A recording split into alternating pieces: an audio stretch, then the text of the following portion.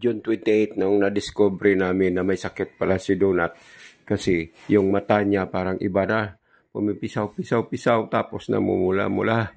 Ngayon, dahil nga busy kami sa trabaho, hindi namin gaano napansin pero nagtataka kami pati lakad niya parang iba na. At saka parang ayaw na niyang kumain. Wala siyang gana. Kaya dinala namin sa vet, yun pala. Meron siyang distemper at saka blood parasites. Yun na palang sakit niya.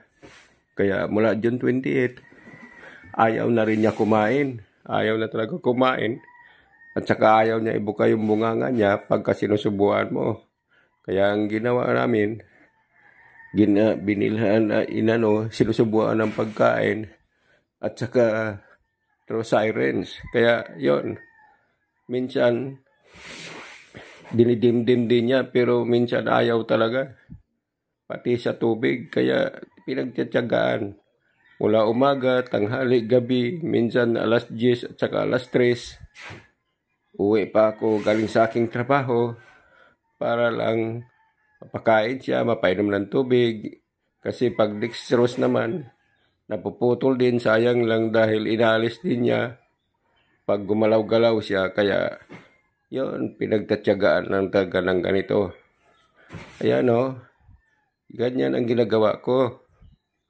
Minsan uwi talaga galing sa trabaho para lang mapakain siya, mapainom ng tubig, yan, ganyan. Sus, kawawa. Kalaro ko pa naman ito. Ito laging kalaro ko, palagi kami naghabulan. Kahit parang hindi na ako makatakbo ng mabilis. para lang para lang gumaling siya. Kaya ito pinagtatyagaan talaga. Pagka July 8 na ngayon, mula nung June 28, kung hindi ito pinagtatyagaan ng ganyan, wala na ito, tigok na. Kaya mabuti na lang pinagtatyagaan siya, pati sa pagpapainom ng gamot. Umaga, tanghali, gabi.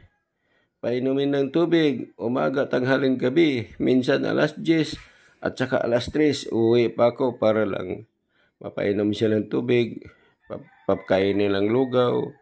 Yan, ganyan ang ginagawa ko, ganyan ang pagtatsaga ko dahil nga naawa ko sa kanya. Baka nga mamatay at saka hindi talaga ito makaligtas pagka pinabayaan lang.